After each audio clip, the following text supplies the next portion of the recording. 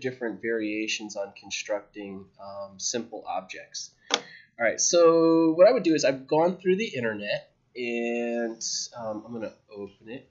And what I do is I just look for reference images. So I'm going to find a bunch of reference images that I sort of gravitate towards, and I say, like, this is it. This is going to be the one. I think this is interesting, sky view, blah, blah. Things to think about. This looks a little dated. This feels old. This feels like 70s or something. It does not feel like I'm going into a modern operating room. This feels nice, but over here, maybe not. Here we go. You got like a more modern looking operating room. It looks a little low budget. If I'm getting operated on, I want it on this. I want it on the Pro Mirix. I want it to happen here. All stainless steel. We've got this kind of, pneumatic press or something here. This looks interesting. What are other things we can do? Side view of a MRI. This looks interesting. This one, another table. This one also looks pretty good. People in the actual operation. Here's another operating room. After the last one, I might stay away from the copyrighted images. This one looks cool. Like maybe they're operating on somebody's head. Would not want to be there. MRI, another view. This one's cool. This is the one that's probably selling me right now. You've got all these tracks which move across the top of the ceiling, so I can reconfigure the room. I can make it, model it this way so we can actually move everything around. It's got a door. I think the floor is a little bit boring, but the rest of it, this all looks kind of interesting. If you guys have seen Akira where they have the super MRI, this looks very much like that. We've got lots of soft organic forms, and then we've got some sort of stiff rigid forms in here as well. So again, a little more challenging. It could be a little more interesting to try to pull off. What else do we have here? So this is a top-down view. I want as many different views or as many different points of reference to kind of create whatever it is I'm about to do. Let's get in here a little bit closer. So this could give me just an idea of different angles on these objects and how to kind of construct them. So I feel good about that. Let's see what else we have. Oops. Can I go back? Forward. A different view, side view here. So this could be valuable. Like more of a wireframe type sketch. We've got the lattice work like on the ceiling. We can see the different slides as they move across. I get a sense of like the overall room space. And then floor plans. So these are actual blueprints of the floor plan. If we were actually doing this and we're constructing something for some sort of a VR environment, big things that I would want to think about are how are the user going to interact with whatever it is that we're about to make? How are they going to move around it? Is there enough room for the user to actually walk by this equipment and get from one side of the room to the other? Are they going to kind of hit some sort of bounding box or something, have collisions with something we're not able to get through? And then if they're supposed to perform some sort of procedure or kind of some action like in their experience, are they supposed to come up to the operating table? Are they supposed to be able to interact with stuff? If the stuff is supposed to be interactive, like we have to set it up that way, and that's what I'm going to do. So I'll make it so everything is, we can manipulate the different parts of the scene that would be necessary. But I'm just kind of looking at the floor plan and getting a sense of how it's all going to fit. And, it's somewhat realistic. This is supposed to be a real operating room. Another view. This looks kind of cool. Looks interesting. What else do we have? Here's another view. This one actually, I think this is the same one, different angle. Here's another view. So I'm basically going to pull bits and pieces of these out and sort of mash them all up into like one like master scene. That's my plan. So what else do we have here? Let me just look. This one looks cool. I mean, like for the lighting effects, looks kind of interesting. Lots of MRIs. They've got like basically a red light hidden behind here and then a black light in the front to kind of create this effect. It feels like I'm on a Virgin airplane or something. Another top-down view of a operating room. Another table. Blah, blah, blah, blah. So lots of them. I would encourage you guys all to do this. Like if I was going to work on a project, I'd get lots of reference. If I'm working on a car, like I get the primary reference. I want the front view, side view, top view, rear view, etc. And then I want to have secondary reference where I'm getting different angles, where I'm looking at it from like a 3/4 view on top, low down to the ground, where things that I can't actually draw on top of, but will give me a lot of idea about the form that I'm trying to create. So take your time and get the good reference. What was it? The example I always use, we had this one animation class I was teaching, and we have these 2 students in the class who are clearly the top students in the class. They're the best students. Every time their stuff is awesome. And they got a bunch of other people.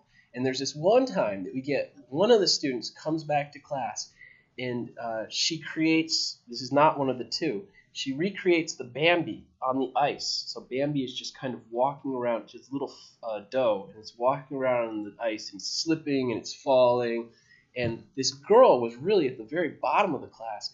But what she had done was she had looked at the YouTube video and she had got the timing down. So I knew the arm's supposed to be here at second 1, the other one's here.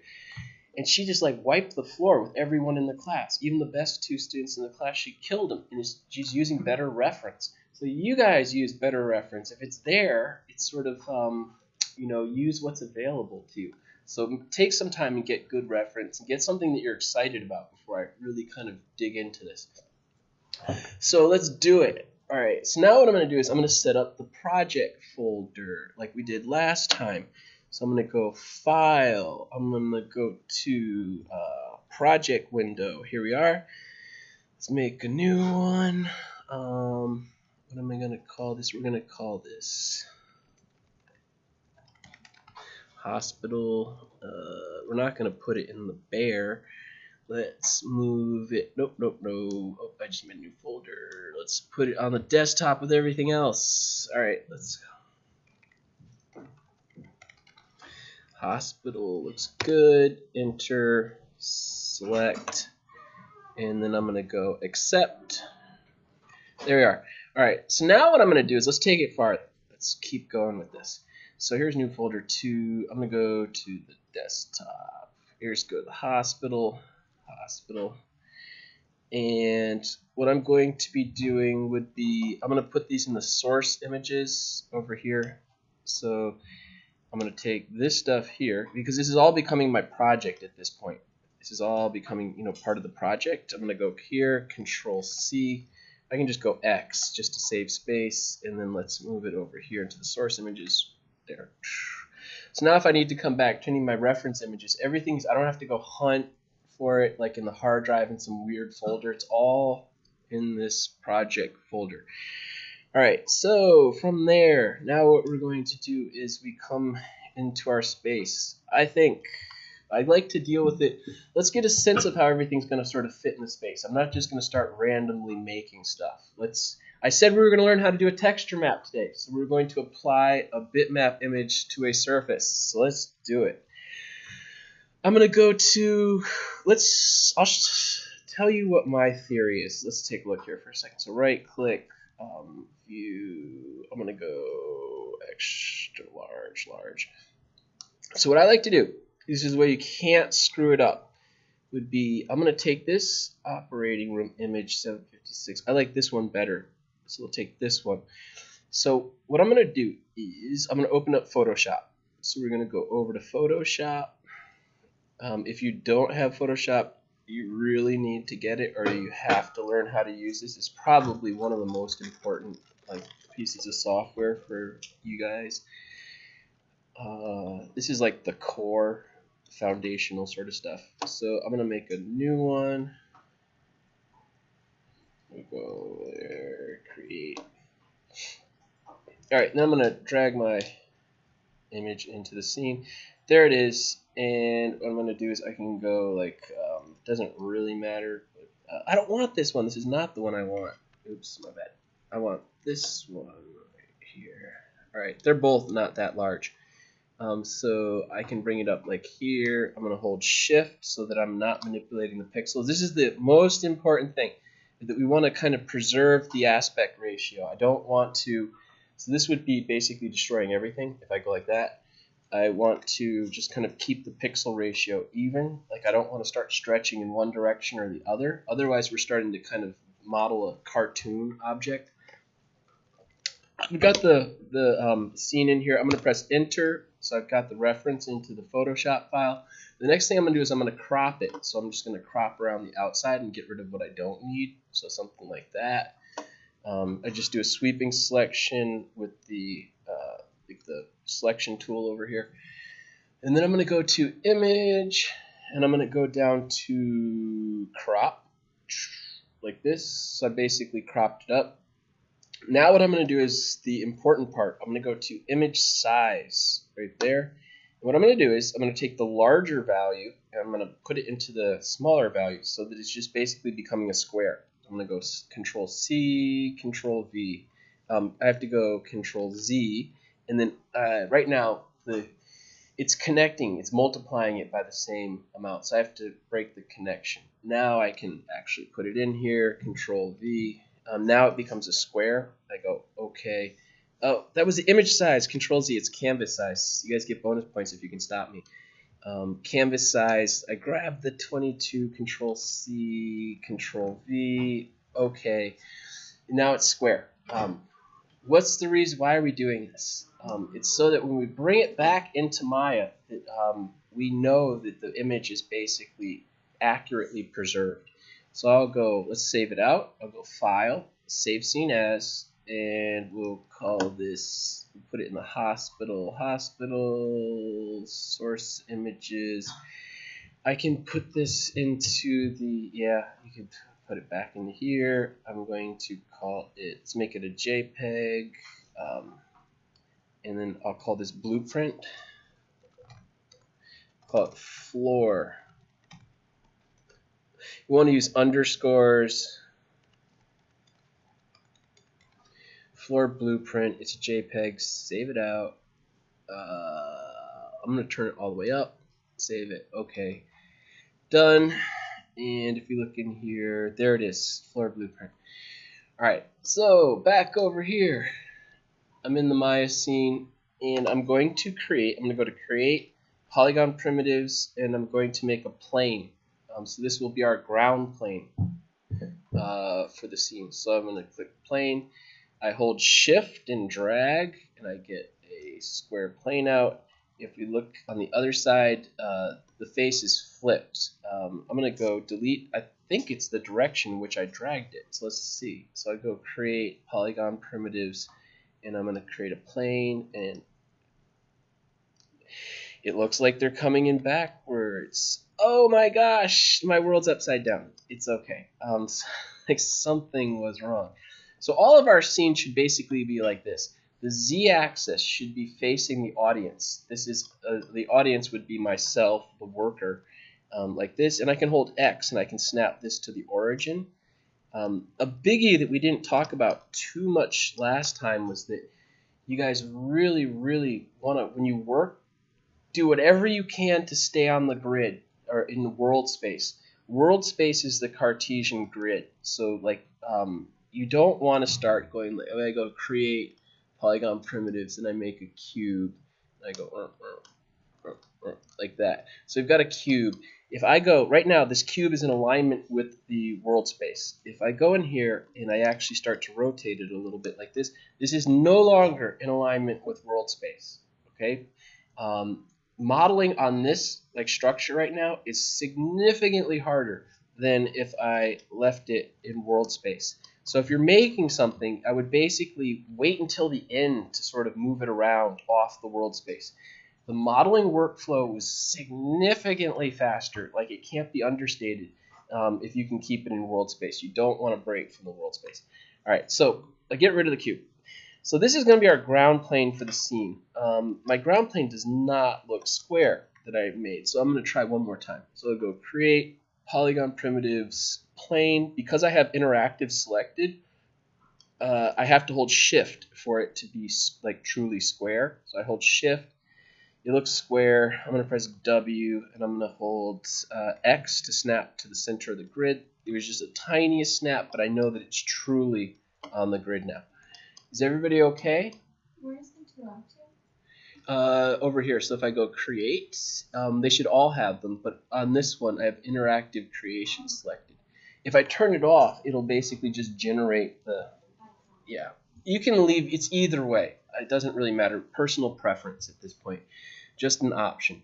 Things that we would want to think about before we go too much further would be world scale. I would want to think about like how big is this actual scene. If we want to be truly accurate, we would want to know the size of the scene versus the grid unit. So to do that, I'm going to go to Windows, and I'm going to go down to Settings, Preferences, and I'm going to go to Preferences. Basically, all graphic software has some preferences settings somewhere. This is where it is for Maya. So is everybody good? Everybody's ready to open up the preferences. You should know where this is. I'm going to do it. Here we go. Preferences are open. So I've got the preferences open.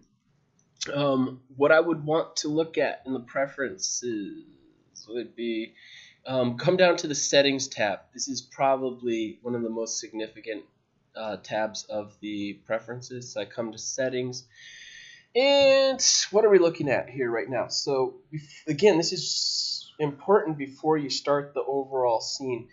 Right now, I'm working in centimeters. So if somebody else on the team is working in feet or inches, there's going to be a problem.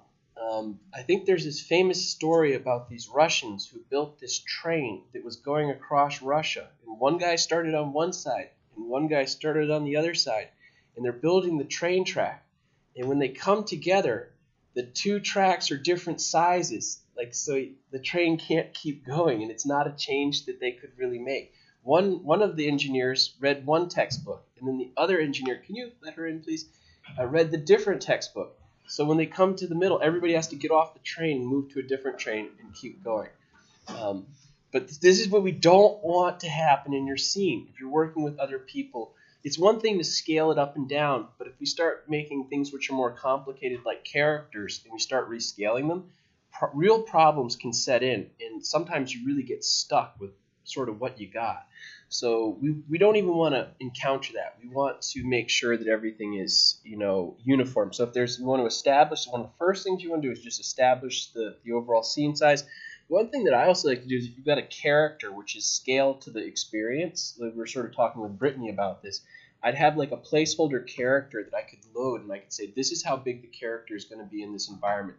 I have him on a layer, and I can just turn it on and off, and then I can put him next to stuff, and I'm like, whoa, this TV is way too small, or this TV is way too big. It doesn't look right compared to the scale of the character. So stuff to think about. All right, so I'll change it to, we go from centimeters to inches. I'll go with feet. Boom. So what should have happened, we see that the grid jumped. Each one of these grid units, I have to go into the grid settings to be sure, but as it looks right now, each one of these grid units should be a foot. So this is 1 foot, 2, 3, 4, 5, 6, 7. So if we're trying to stay in real world scale, these should be feet. The next thing I'm also looking at is the axis, which is up.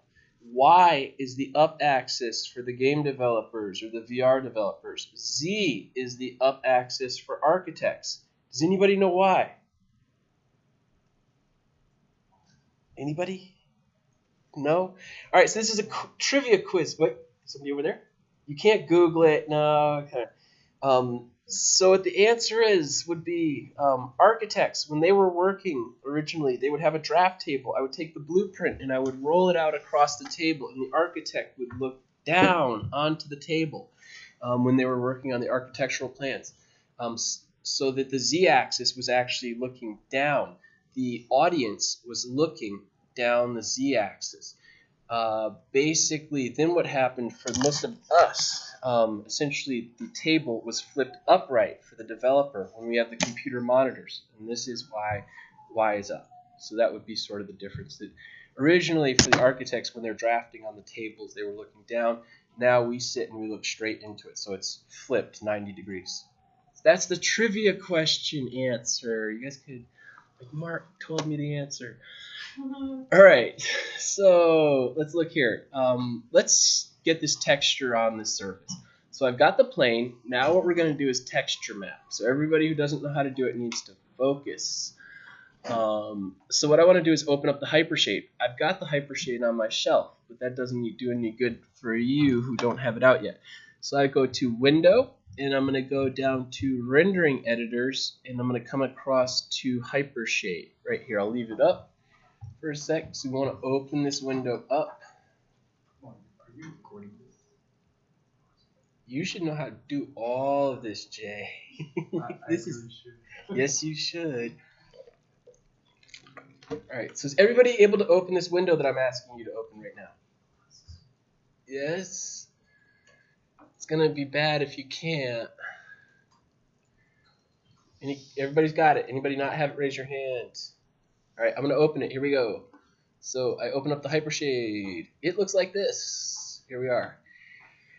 Alright, so let's do a quick overview of the Hypershade. What are we looking at?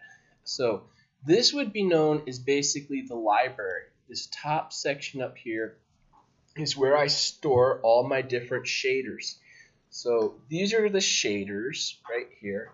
And so what's the shader? The shader is basically, these were able to create different types of surface materials or different types of objects that have different properties, like glass, like plastic, like metal, like fabric. And there's an infinite kind of array of things that you can create. And what they have here, if we look down, so this is the library. This is where we would store all of these different materials, these different shaders would be stored in this section. And what we would do is we would basically, we would use these in the scene. So this would be anything that's being used in the overall scene would be found here.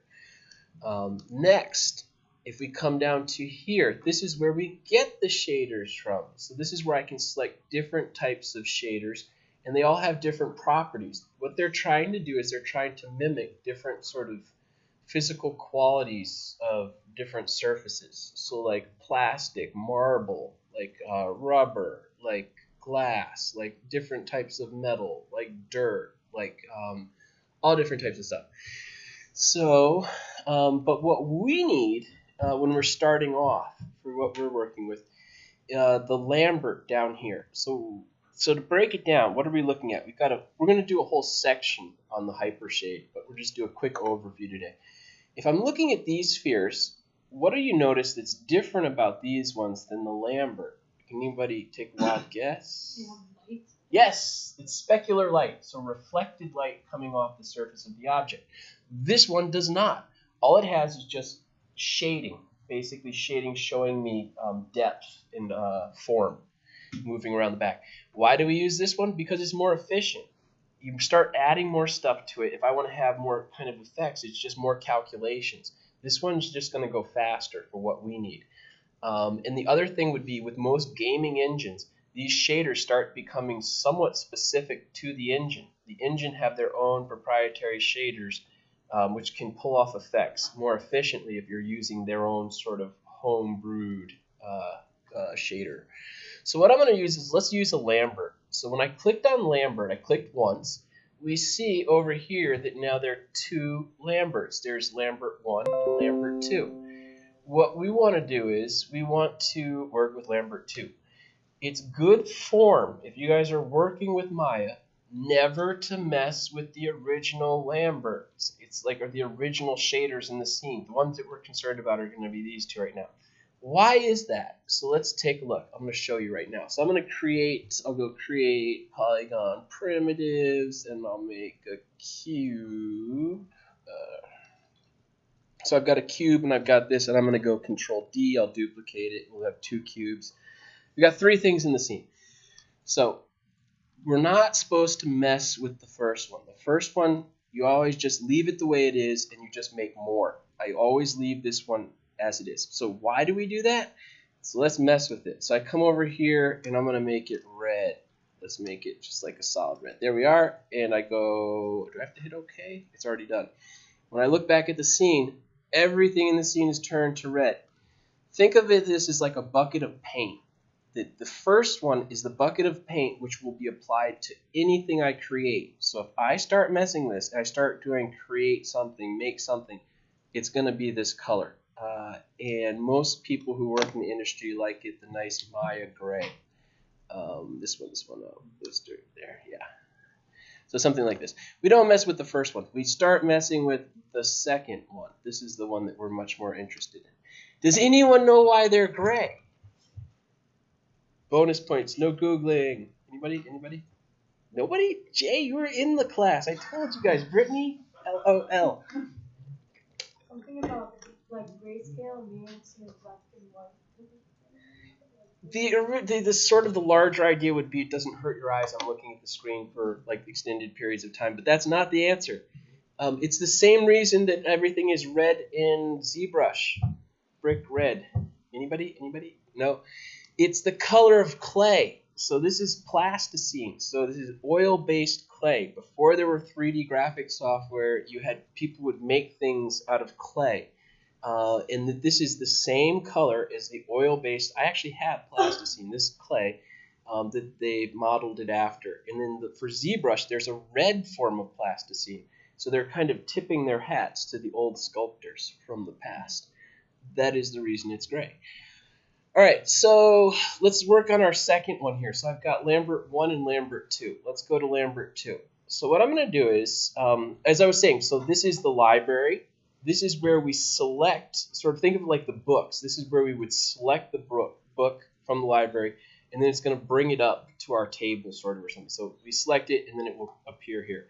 This is where we do the selections from. We can select lots of different things. So this is just a menu for Maya. We can download hundreds or thousands of different shaders, and some of them are very cool. Like they've got lava, they've got neon, they've got nuclear material, they've got, you know, jet engine sort of gases or something like that. They've got oil slicks, they've got all different types of stuff that you can get here, anything you can imagine. And then we come over here, so we're seeing it in this space here. This is known as the workspace. So basically we can view them from up here and see what's in our scene.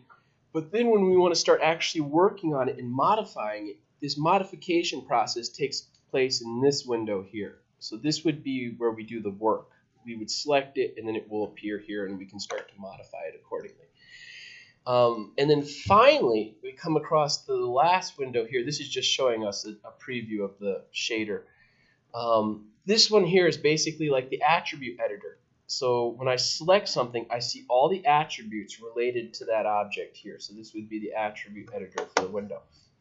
So what I'm going to do is I'm going to double click on this Lambert number 2. So I double click. We see that it pops up here. It appears in this little attribute editor window. And if I come over here, we'd start looking through it. We can see that you've got color, transparency, ambient color, incandescence, blah, blah, blah, blah, blah. So if I click on the little color, it's going to bring up a color picker. You know, so I can choose, you know, whatever I want, whatever. Doesn't really matter. And then what we want to look at is I come across here, there's a little checkered box at the end. All right, and I'm going to click on the checkered box. This will allow us to basically connect additional functionality. So I click on it, and we get this Create Render Node window. It looks like this. Does everybody have the Create Render Node window?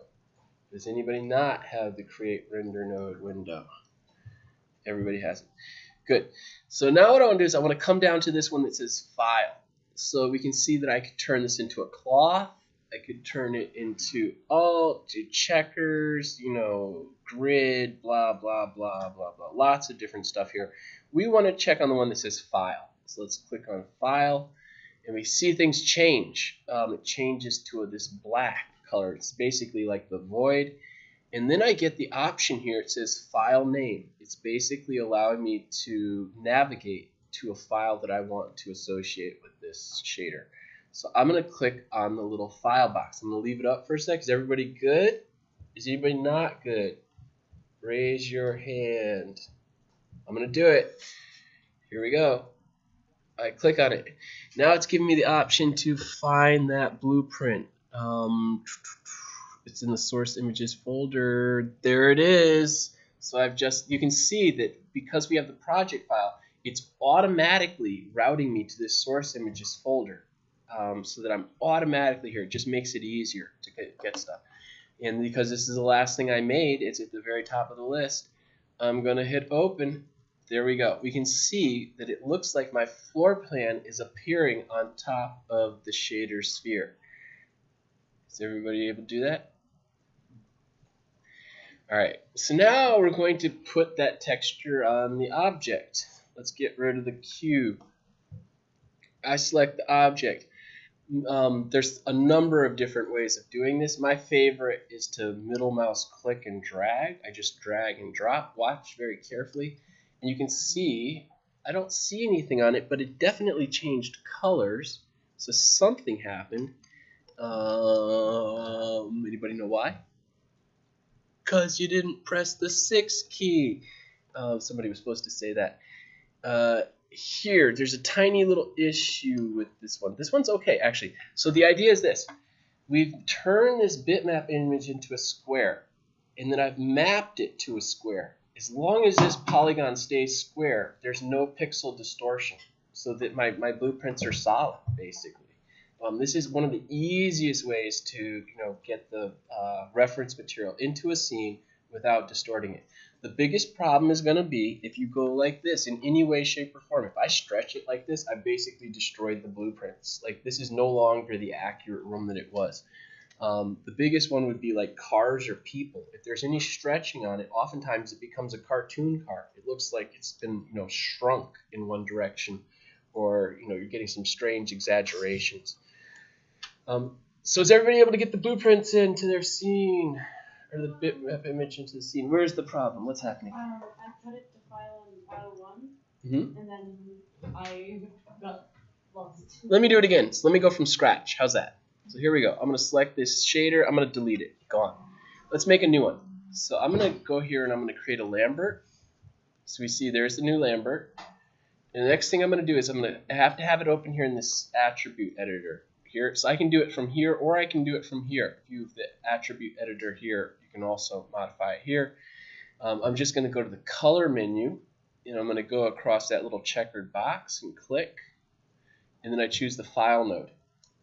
Are you able to do that? Yeah. Okay, so click on the file node, and then we click on the file, and I find the reference image that I'm looking for. So just navigate to whatever image you want to use.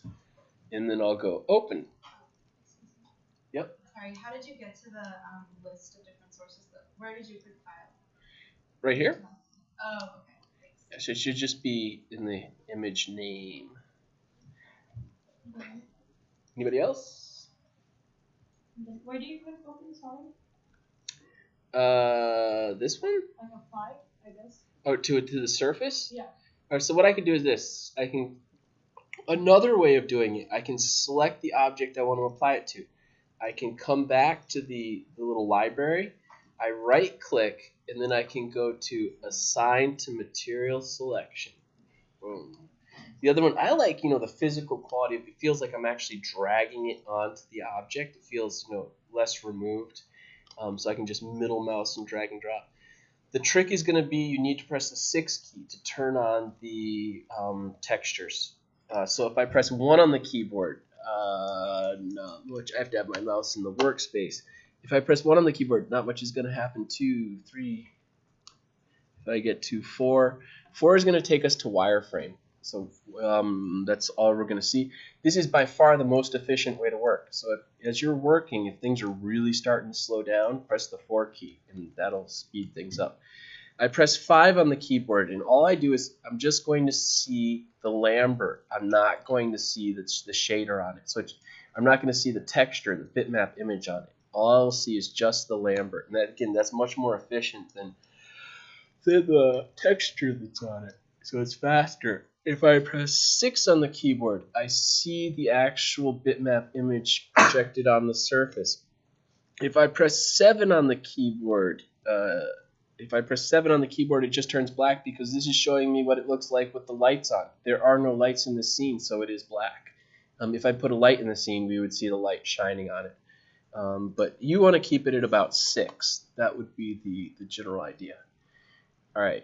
So we've got our room here. Let's get in here a little bit closer. They're saying that ceiling height is 10 feet.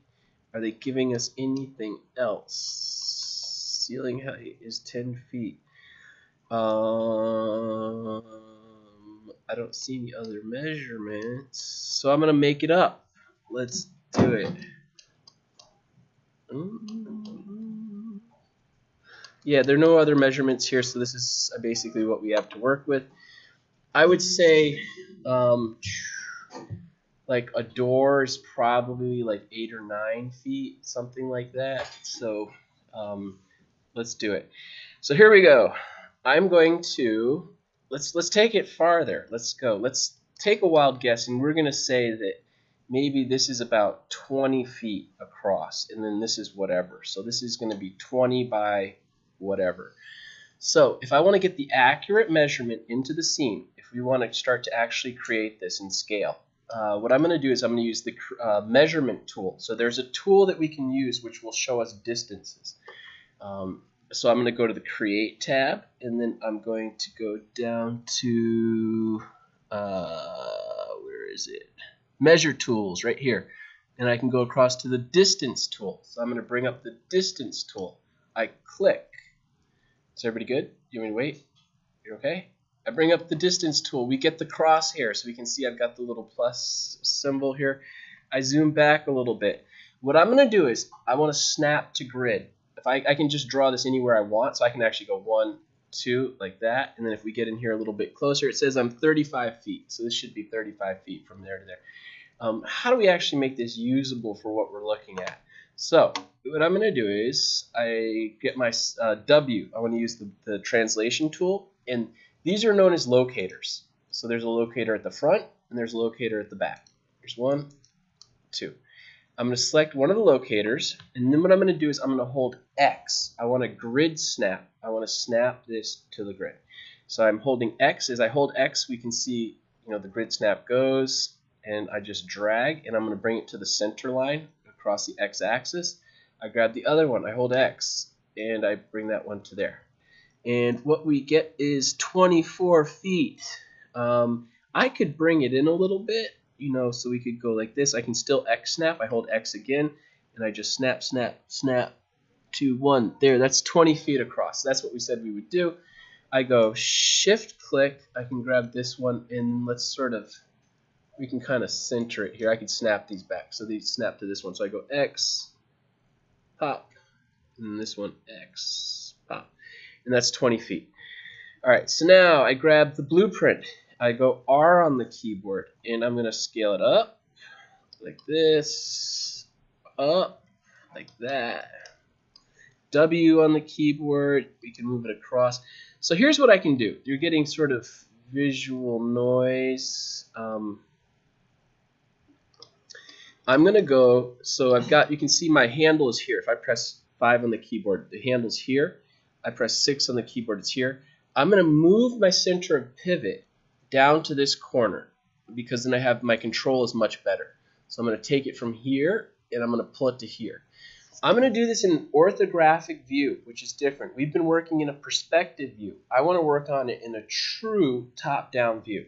So I have to have my mouse in the workspace. I hit the space bar once, and I hit and release at the same time. Now I get the orthographic view. This is the top view. This is the perspective view. This is the side view, and this is the front view. All right, so what we want to do is I want to work on it in a top view. So this is the top view. All I do is hit the space bar once again. So I move the mouse into this view. I tap the space bar. And now we're looking at a top view. So I zoom back, and we're not seeing much. Why aren't we seeing much? Because I don't have the 6 key selected. I press 6, and there we are. All right, so now the goal is I want to take the handles, the translation handles, the center of pivot, and move it to that corner. I press D on the keyboard, and I'm going to drag it down like this. I'm eyeballing it, and then over here, that's pretty close. And then let's get in here even more. I'm going to go right to the corner of the room. It gets a little ambiguous with the lines are this fuzzy, like where is it not? I'm going to go with the hard black edge on this one, and then that one right there. And I want to get right to the kind of corner. I want it like right where the room would begin. That's pretty good. I'm going to press D again. All right, so I zoom back like this. And now what I would do is I can move from here, and I'm going to snap to this point right here. So I'm going to go X. I've undone the D key, so I'm no longer moving the pivot. I'm doing X snap. So now I can snap, snap, snap, snap, snap. Snap over to here. I'm pretty close. And then we got to go in. And I should actually just be able to push 4. There. It's much easier. And then I go X. Snap, snap, snap. Done. Should be good. Am I right? I think it's actually over here. I've got the locator on the origin, so I go X up one more. Now I press 5, and I press 6, and there we go. So now what I would do is I can press R on the keyboard, and I can scale up, up, up, up, up. And I'm looking. This is the edge of the locator right here. That's the other side. And I just scale right to there, so that the black edge is right about there. And that should be about 20 feet across. So now we've got, basic world scale. I'm good with it. So at this point, I'm going to back out just a little bit like this, and let's select this cube and get rid of it. And let's start to build something that looks like a room. I could have actually saved the cube. So a number of different ways that we can do this. I can use the Create Polygon tool, and I can draw the profile of the floor like this all around. I can make a cube, and I can drag it out. Basically just drag it around the room. That's another way of going after it. I can, what can I do? I could work from a side view. I could work kind of pulling it across in a side plane. Let's do this. Let's do it with a cube. All right, so I'll go Create Polygon Primitives Cube. I go W on the keyboard. I have to do the interactive creations. So I have to kind of pull across into a side view. I think the tool is no longer active. It's not, so I press G, not working. Create Polygon Primitives Cube. I'll turn interactive creation off. I got used to it. On. There's the cube without the interactive creation on. Spacebar once. See, look what's happened. I've lost, it looks like, my top view here. I've got 2 perspective views. I've got one here, one here. I can start to change these views into whatever I want. You can actually make them in, one can be the attribute editor, the Hypershade, the graph editor. So let's turn this into a top view. So I go up to the top here. It says panels, and I'm going to go down to orthographic, and I'm going to go to a top view right there. So I'll leave that up for a sec if anybody wants to see. I'm going to click on top. We're in the top view. I will now go to down here. There's our cube. So I'm going to go R on the keyboard. Let's scale this thing. So I can work in 2 views at once. This actually becomes easier to work with. So I'll work in the perspective and the top view at the same time. So I'm going to go, let's scale it down. I'm going to say the black section is the wall. W on the keyboard. I'd say it's about like this. Looks pretty good. R on the keyboard. Maybe just a little bit more. W, something like that. Looks all right. All right. Now I'm going to go right click, face, and just one selection like this. All I've done is I've selected the top, bottom, and the front. I do a control click across this section there. Now I'm left with just the cap, and I will drag across like that, and there's a wall. The footprint of the wall is in place. We do the same thing here. Select across, control click across the back, and then pull across like this, back it out a little bit. I'll go like this. So I'm going to stop at the corner where we have the junction. I'll get in close so it's just touching the wall, like probably about here. Now what I'm going to do is extrude. So I'm not going to go into the menu. You guys know where the extrude tool is. I don't know where it is on my shelf. I'm going to pull it out here like that. There, that looks good. Selection back across. Control click what I don't want. I'm left with this face here. And now I will do extrude again, and we will take it up like this to the corner or something like that. Extrude again. I should be able to just hit the G key. Will it work? It does. So I can just hit the G key and go up to there like this. and I'm going to do a careful selection. I got it. Control click, and then G again. Does it work? Yes. Out to the corner like that. Bottom corner, control click across. Extrude, use the G, and then down to there like that. So I'm just working my way around the room like this. So we've got the basic front wall sort of worked out. What can I do? So I can just go right click, object, and I can go Control D, W, and we can just sort of slide this across like this. This is a little unorthodox, and I can kind of pull this over to here like this. There's one right there. I can actually use it. I want to use it. So we'll take that like that. That works. Right click, face. Let's nuke this stuff here. We don't need it. Delete. I'm going to have to fill that hole. And then I'll nuke this stuff over here. Delete that. And we're good to go. So let's go. So here, what am I going to do? This looks like a window. So this is an opening. I'm just going to go straight across. Like I'm going to go straight across the window. Right click, face. I'm going to select. I want to just like get rid of stuff we don't need.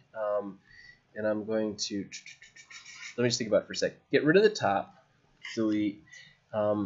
Right click, edge. So I'm switching from faces to edges. I just want the top right there. And then I can extrude up like that. There's one. Go for here. Oops.